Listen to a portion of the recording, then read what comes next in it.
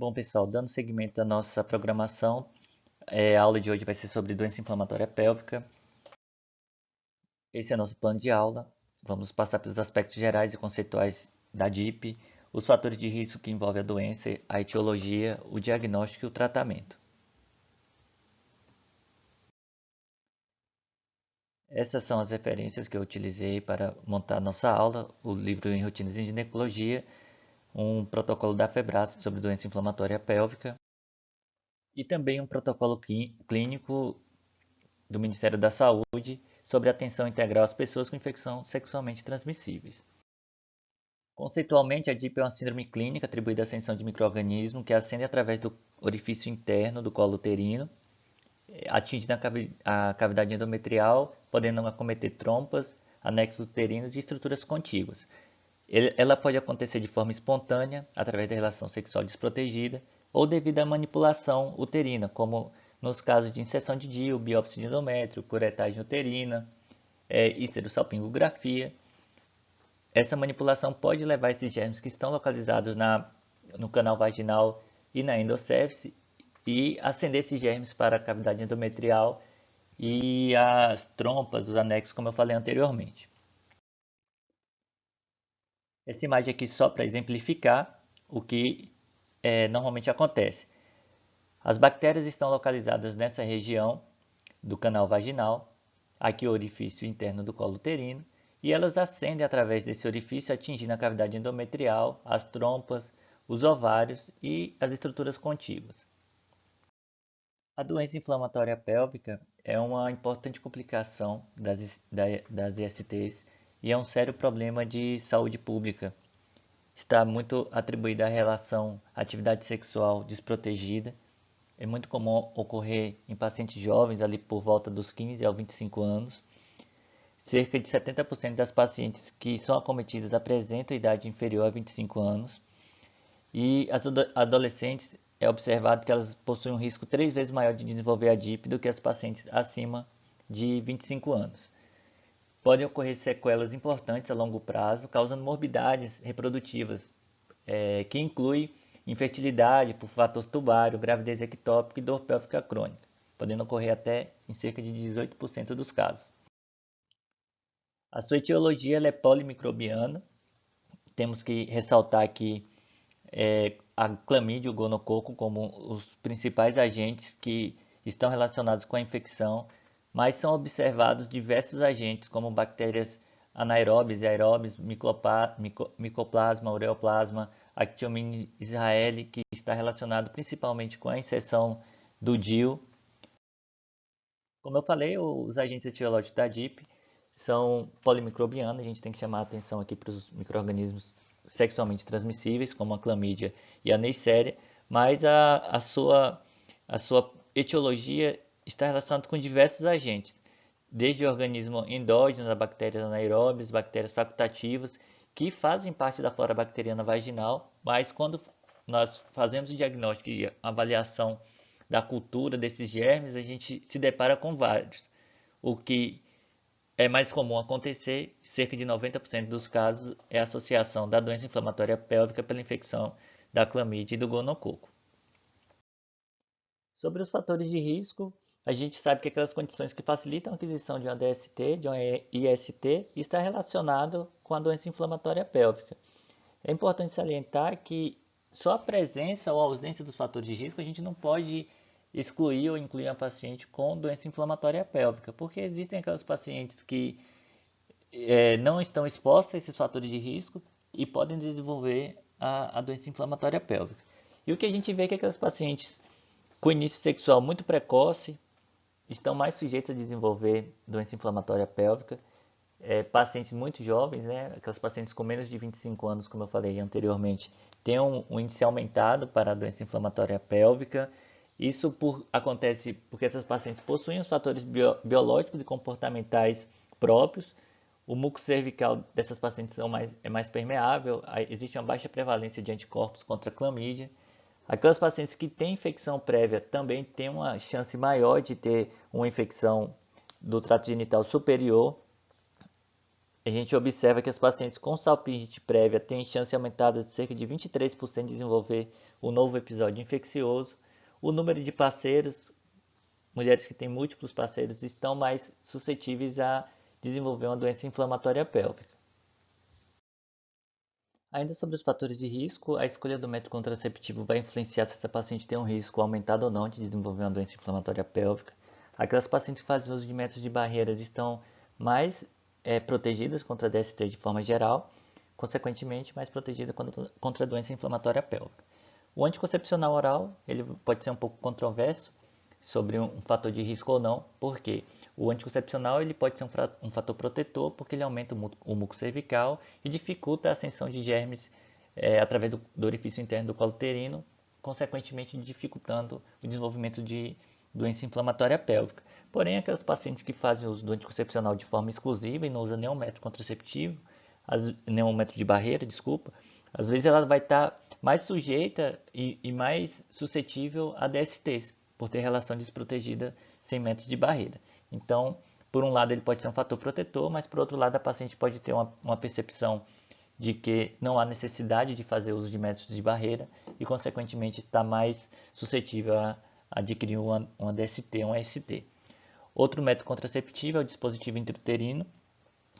Tradicionalmente ele era reconhecido como um fator de risco para o desenvolvimento da doença inflamatória pélvica, mas hoje os estudos não mostram associação direta do DIU com o desenvolvimento da doença inflamatória pélvica. O que é observado é que na sua inserção, os primeiros dias após a colocação do dispositivo intrauterino, essas pacientes têm uma tendência a apresentar mais quadros de doença inflamatória pélvica. Isso pode acontecer por conta que essas pacientes já tinham infecção prévia. Então a manipulação durante a inserção do DIU acabou levando os germes que estavam localizados no canal vaginal, na endocéfise, para o trato superior. Então, na inserção do DIU tem que ter cuidado para fazer uma asepsia adequada para você diminuir o risco de contaminação. Em alguns casos é recomendado até fazer uso profilático de antibiótico antes de você fazer a inserção para tentar diminuir essas infecções do trato genital superior. E agora falando mais precisamente sobre o diagnóstico, nós vamos observar que nem sempre é fácil você fechar um diagnóstico de doença inflamatória pélvica. Isso se dá porque as pacientes apresentam diversos sinais e sintomas e às vezes esses sinais e sintomas não vão ser tão exuberantes. As pacientes podem apresentar de forma oligossintomática, até mesmo assintomática, e desde aqueles casos que a paciente vai apresentar sinais emergenciais, no qual precisa internação hospitalar e eventualmente até mesmo procedimento cirúrgico. Então, no nosso acolhimento, quando a gente vai fazer atendimento a uma paciente ginecológica que está com dor pélvica, a gente tem que nos atentar aos principais sinais e sintomas. A nossa anamnese tem que ser uma anamnese detalhada, porque isso vai nos orientar durante a nossa avaliação, tanto na coleta dos dados quanto no nosso exame físico. Isso vai facilitar a orientação em relação a necessidade de fazer exames laboratoriais e até mesmo exames de imagem. Então, como é que vai se apresentar essa paciente no nosso consultório? Normalmente, essa paciente vai chegar e vai referir dor. A dor dela vai estar localizada em região pélvica, normalmente em região hipogástrica, que piora a palpação, tanto da região hipogástrica quanto hipossilíaca direita e esquerda. O que é observado também é que ao toque vaginal, a mobilização do colo uterino é altamente dolorosa. Outro sintoma que está muito comumente relacionados são sinais de disúria. O paciente às vezes cursa com quadros de uretrite. Cerca de 20% dos casos há alguma associação entre a doença inflamatória pélvica e quadro de uretrite e infecção urinária. Outro sintoma muito comum também é o corrimento vaginal purulento. Esse corrimento é referido pelas pacientes em cerca de 50% dos casos.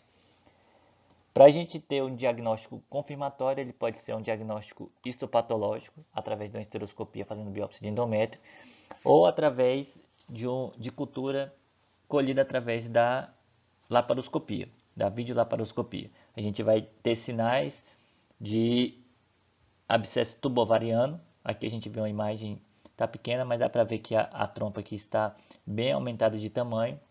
Então você pode colher material aqui do fundo de saco e fazer a cultura para germes e ter, além do aspecto visual, também um aspecto laboratorial para o diagnóstico da doença. Então, como nós temos sinais e sintomas vagos, né, que pode estar presente em outras doenças também, foi criado uma sistematização para facilitar o nosso raciocínio e para nos auxiliar no nosso diagnóstico. Existem alguns critérios que são considerados como critérios maiores, tem alguns critérios que são considerados como critérios menores e critérios elaborados. A paciente, para ter o diagnóstico confirmado da doença inflamatória pélvica, tem que ter ao menos 3 critérios maiores, mais um critério menor, ou um critério elaborado. Se ela preencher algum desses requisitos, a gente pode confirmar o diagnóstico dela de doença inflamatória pélvica. E agora, mais à frente, eu vou falar sobre quem são esses critérios maiores, quem são os critérios menores e quem é o critério elaborado. E quem são esses critérios maiores, critérios menores e critérios elaborados? Os critérios maiores estão relacionados com a dor ao exame físico. A paciente vai apresentar dor em região do hipogástrico, ou dor à palpação dos anexos, ou dor à mobilização do colo uterino. Esses são os 3 critérios maiores.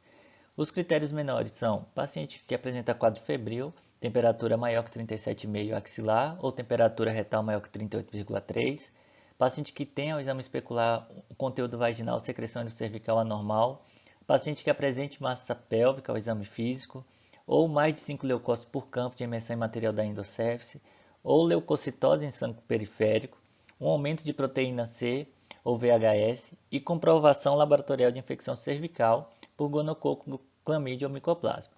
A paciente, para fechar o diagnóstico de DIP, ela tem que ter 3 critérios maiores mais um menor, ou um critério elaborado. E os critérios elaborados são evidência histopatológica de endometrite, o paciente vai ser submetido a uma biópsia de endométrio, confirmando o diagnóstico, presença de abscesso tubovariano, ou de fundo de saco de Douglas em estudo de imagem, que pode ser através de ultrassom abdominal, ultrassom endovaginal ou mesmo ressonância, ou a videolaparoscopia com evidência de doença inflamatória pélvica.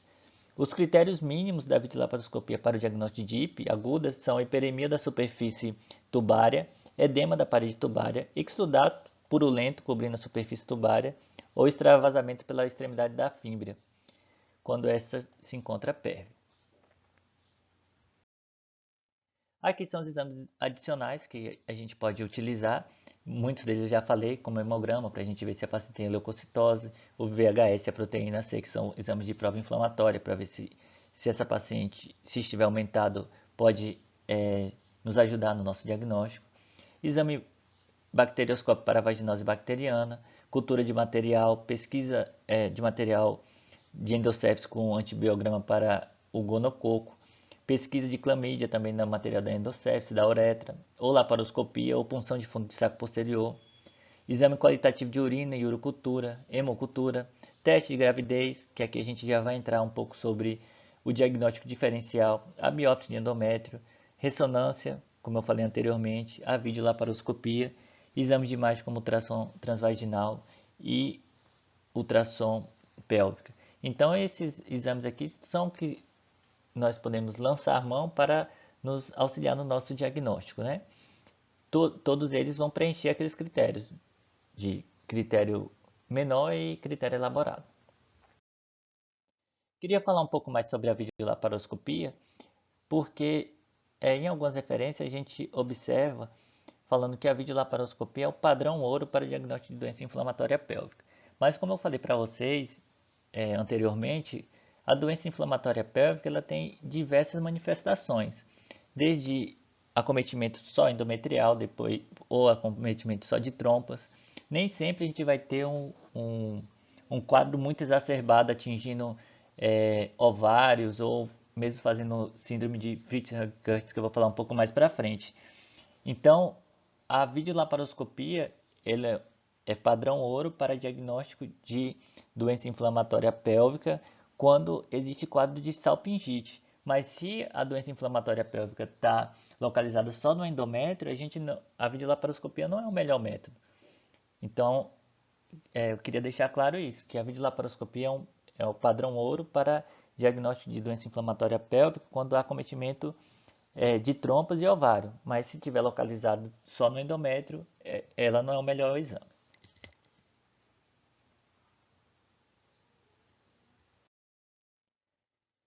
é muito importante a gente conseguir fazer o diagnóstico diferencial dessas pacientes. Como eu falei para vocês, os sintomas às vezes são sintomas vagos. Então, para a gente fechar o diagnóstico baseado somente no sintoma, é muito difícil. Então, a gente tem que excluir algumas causas de dor abdominal, de forma geral, que possam nos confundir com a doença inflamatória pélvica. Então, a gente tem as causas uroginecológicas, as causas gastrointestinais, as causas esqueléticas e obstétricas. As pacientes, a gente tem que pensar do aspecto uroginecológico em paciente que possa apresentar casos de endometriose, de dismenorreia, às vezes um cisto ovariano, uma torção ovariana, mesmo um tumor no ovário, degeneração miomatosa, ou casos de cistite, de pielonefrite, de nefrolitíase, de uretrite, causas gastrointestinais como apendicite, colicistite, constipação intestinal, diverticulite, gastroenterite, doença inflamatória intestinal, músculo esquelético como pistoite ou discopatias e obstétricas como prenese ectópica ou abortamento séptico. Então, a paciente a gente tem que avaliar ela como um todo. Não adianta a gente atribuir alguns sinais e sintomas a uma doença inflamatória pélvica sem excluir a possibilidade de outro tipo de infecção. Então, a gente tem que avaliar como um todo para não tratar a paciente de forma inadequada e deixar de fazer outro diagnóstico que também tem sintomas semelhantes. Esse quadro aqui ficou um pouco ficou pequeno, mas eu acho que vai dar para falar. Esse é um fluxograma para o manejo clínico da doença inflamatória pélvica. Então, eu coloquei aqui para nos orientar no nosso raciocínio como a gente vai fazer esse diagnóstico, o que é que pode facilitar, né? Aqui do lado são os critérios maiores, menores, né? E os critérios elaborados, que eu já falei com vocês. Então, normalmente essa paciente, quando chega ao consultório, ela vai queixar de dor abdominal baixa ou dor pélvica. E aí a gente tem que iniciar nossa anamnese, nosso exame ginecológico. Vamos fazer o toque vaginal, o exame especular, ver se ela tem dor, mobilização do colo, ver se ela tem secreção através do colo uterino, para nos orientar no nosso diagnóstico. Uma das primeiras coisas que a gente tem que fazer é saber se essa paciente tem atraso menstrual ou se está apresentando sangramento vaginal. Ela teve parto recente ou por acaso ela foi submetida a algum procedimento cirúrgico por conta de abortamento também. Então temos que excluir possibilidade de gestação, a paciente está em um abortamento em curso, ou se ela teve um parto recente e eventualmente ficou algum resto placentário e ela está sangrando e está com dor pélvica por conta disso, ou se ela foi submetida a uma curetagem uterina, porque como eu falei lá no início, pacientes que são submetidos a procedimentos cirúrgicos, como biópsia de endométrio, curetagem uterina, histerosalpingografia, estão mais sujeitas a desenvolvimento de doença inflamatória pélvica. Se a paciente tiver preencher algum desses critérios de abortamento em curso, foi submetida a procedimento de manipulação uterina, ou se ela está sangrando e existe uma possibilidade de ter restos ovulares, a gente vai referenciar essa paciente. Se ela responder sim, a gente referencia, ela tem que ir para a unidade terciária para continuar a sua propedêutica e depois fazer o tratamento adequado. Se ela não preenche nenhum critério desse, a gente vai observar se essa paciente tem quadro de gravidade para internação ou não. Essa paciente a gente consegue fazer um tratamento ambulatorial, ela precisa ir para o hospital para fazer um tratamento medicamentoso internado ou mesmo um tratamento cirúrgico. Então a gente pergunta se na nossa avaliação essa paciente tem uma dor abdominal grave, sinais de peritonite, se ela está apresentando febre. Se ela responder, se ela preencher critério para sim, a gente tem que referenciar também para a unidade terciária para ela fazer um tratamento hospitalar. Se ela não tem sinais de gravidade, não tem sinais de peritonite, não está apresentando febre, a gente vai seguir o nosso fluxograma para fechar o diagnóstico de DIP. Ela fecha critérios clínicos para diagnóstico de DIP, se sim, ela tem indicação para internação hospitalar. Se a gente consegue excluir que ela não precisa de internação hospitalar, a gente vai avaliar fazer o tratamento. Se ela, depois da nossa avaliação, tem indicação realmente para internação, vamos referenciar novamente para o hospital. Se ela não tem critérios para o diagnóstico clínico de doença inflamatória pélvica, a gente vai investigar aquelas outras causas que eu já citei agora há pouco. Então, se a paciente tem diagnóstico, tem critérios para preencher diagnóstico de DIP e não tem indicação para fazer internação hospitalar, a gente vai iniciar o tratamento ambulatorial e agendar o retorno em 3 dias, porque a gente tem que observar se essa paciente vai ter melhora ou não.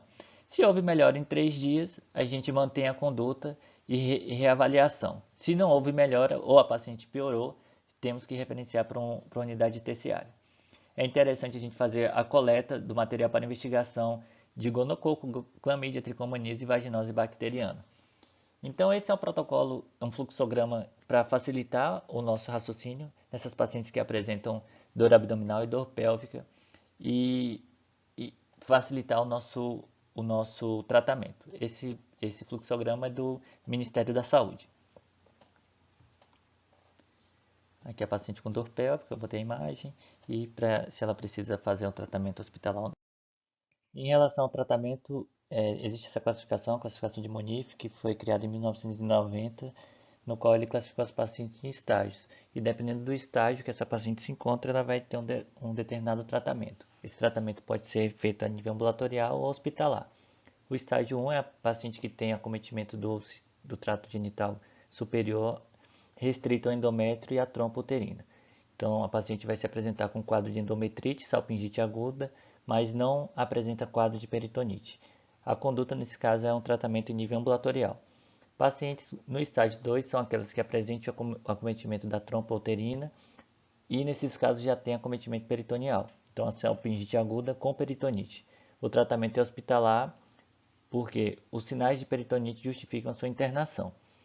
No estágio 3, a salpingite aguda acontece associado com oclusão tubária ou comprometimento tubovariano, que seriam aqueles casos de abscesso tubovariano.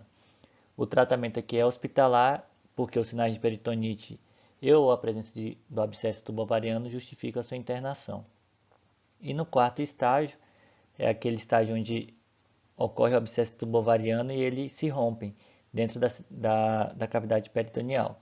Então, essa secreção purulenta na cavidade vai causar um processo de irritabilidade e essas pacientes têm indicação de tratamento hospitalar e, além disso, um tratamento cirúrgico. Tem que ser feita uma videolaparoscopia ou até mesmo a laparotomia para poder resolver o caso dessa paciente. Ainda em relação ao tratamento, o protocolo de infecções sexualmente transmissíveis do Ministério da Saúde recomenda que ele seja feito de forma mais precoce possível. Aquelas pacientes que preencham critérios para o diagnóstico de doença inflamatória pélvica. A decisão de tratar em regime ambulatorial ou em regime hospitalar, isso vai depender do quadro clínico da paciente e das condições locais, né, que a gente pode oferecer para o tratamento ambulatorial. O atraso nesse tratamento a gente observa que pode evoluir com complicações, seja elas complicações precoces ou complicações tardias. Aquelas complicações que eu já citei anteriormente, como gravidez ectópica, dor pélvica crônica e casos de infertilidade. Então, como eu falei, recomendo que, por menor que seja a suspeita, o tratamento seja iniciado o quanto antes. E aí a gente vai dividir, igual eu falei na classificação de Monif, a classificação, o tratamento pode ser ambulatorial ou tratamento hospitalar. O tratamento hospitalar ele vai ser dividido em tratamento medicamentoso ou tratamento cirúrgico. O tipo de tratamento ele pode variar conforme a referência, mas de forma geral, no tratamento ambulatorial é recomendado o uso da ceftriaxona, 500 mg IM, dose única, associada a doxiciclina, 100 mg, um comprimido via oral 2 vezes ao dia por 14 dias, mais metronidazol, 250 mg, 2 comprimidos via oral 2 vezes ao dia por 14 dias. Existem também outras opções que a gente pode utilizar a regime ambulatorial. E no caso do tratamento hospitalar, a gente vai usar a ceftriaxona 1 grama, agora via venosa, durante 14 dias, mais a doxiciclina 100 mg, um comprimido via oral 2 vezes ao dia, associado ao metronidazol, aqui 400 mg IV de 12 em 12 horas. Existem também regimes alternativos para esse tipo de tratamento. Os critérios para indicação de tratamento hospitalar, a gente vai avaliar a clínica dessa paciente e observar se a paciente tem um abscesso tubo-ovariano, se ela está grávida, se por acaso a gente optou por fazer o tratamento ambulatorial e essa paciente não houve uma resposta clínica no intervalo de 72 horas, se ela tem uma intolerância a antibióticos orais, no qual dificulta o segmento ambulatorial e ela não vai fazer o tratamento de forma adequada, se o estado geral dessa paciente não é favorável, é um estado geral grave, com náuseas, vômitos e febre, e se há uma dificuldade de exclusão de emergências cirúrgicas. A gente tem que conseguir fazer um diagnóstico diferencial, como por exemplo de apendicite e gravidez ectópica. Então, no tratamento hospitalar, como eu falei, ele pode ser cirúrgico ou medicamentoso. Inicialmente, essas pacientes são tratadas quando há critério com tratamento medicamentoso, que vai ser antibiótico terapia, como eu citei no slide anterior. O tratamento cirúrgico a gente vai optar quando essa paciente não tem uma resposta clínica favorável ou ela teve uma piora da clínica dela e durante o tratamento observou um aumento da massa pélvica ou a rotura do abscesso tubo-ovariano. Nesses casos, tem indicação de abordagem cirúrgica, seja ela por laparotomia ou por videolaparoscopia. Então, dentro do tratamento cirúrgico, nós vamos ter basicamente duas alternativas, que seria a videolaparoscopia e a laparotomia. Aí, quais os critérios utilizados para a realização do tratamento cirúrgico? Nos casos em que haja dúvida diagnóstica, como por exemplo, a gente está suspeitando de uma doença inflamatória pélvica, mas não pode excluir a possibilidade de uma apendicite ou uma gravidez ectópica. Nesses casos, há a indicação de fazer uma videolaparoscopia. Aquelas pacientes também que estão sendo tratadas em regime hospitalar e que no período de 72 horas houve uma piora do seu quadro clínico, também há uma indicação para a abordagem cirúrgica através da videolaparoscopia. A laparotomia ela já vai ficar reservada para os casos de emergência, aquelas pacientes que chegam ao hospital cursando com quadro de instabilidade hemodinâmica, como por exemplo nos casos de rotura de abscesso tubo-ovariano. Nesses casos, a laparotomia é o mais indicado. E como a gente vai fazer o controle dessas pacientes que foram tratadas, seja ela em regime ambulatorial ou em regime hospitalar? Aquelas pacientes que foram tratadas em nível ambulatorial, elas devem ser reavaliadas no período de 72 horas, porque existe a possibilidade dessa paciente não ter uma resposta adequada ao tratamento e acontecer uma piora clínica. Com isso, a paciente tem que ser encaminhada para um serviço terciário para fazer o tratamento hospitalar via parenteral. As pacientes que são tratadas em regime hospitalar, elas devem ser reavaliadas no intervalo de 24 a 48 horas. Porque se houve uma resposta ao tratamento parenteral, a gente pode eventualmente descalonar o tratamento dessa paciente e passar para um regime oral e ela continuar seu tratamento em nível ambulatorial. Todas as pacientes que foram tratadas, seja ela em regime ambulatorial ou em regime hospitalar, elas têm que ser reavaliadas a cada 3 meses no primeiro ano. É importante salientar no controle dessas pacientes que os parceiros também devem ser tratados. Essa paciente pode ser exposta novamente aos germes causadores da doença inflamatória pélvica, então é de fundamental importância a gente tratar os parceiros. Dependendo da referência, a gente vai encontrar tratamentos alternativos. Essa daqui, pelo Ministério da Saúde, recomenda fazer o tratamento com azitromicina 1 grama mais ofloxacina 400 mg via oral dose única. Essas pacientes elas podem evoluir também com complicações, sejam complicações essas precoces ou complicações tardias. Então, dentre as complicações precoces, a gente tem a peripatite, tem uma síndrome que é conhecida a síndrome de Fitch-Hugh-Curtis, que nos achados laparoscópicos a gente observa uma cápsula hepática demasiada, às vezes apresenta inflamação, exsudato, e existe uma aderência do peritônio parietal e visceral em relação ao fígado, formando umas aderências conhecidas como cordas em violino. Tem um slide mais à frente que eu vou mostrar essas aderências. Outra complicação precoce é o abscesso tubo-ovariano. Ocorre a aglutinação das fímbrias sobre os ovários e produz uma oclusão tubária e uma formação de pio salpinge. Quando essas fímbrias envolve o ovário, a gente fala que ocorre o abscesso tubovariano.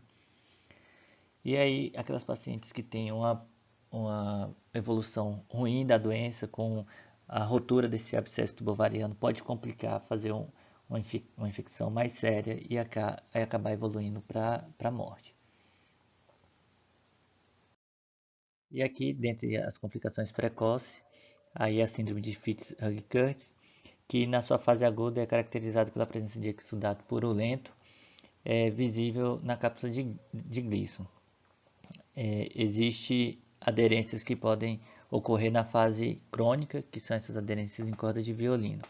Ela ocorre entre a parede abdominal anterior e a superfície hepática.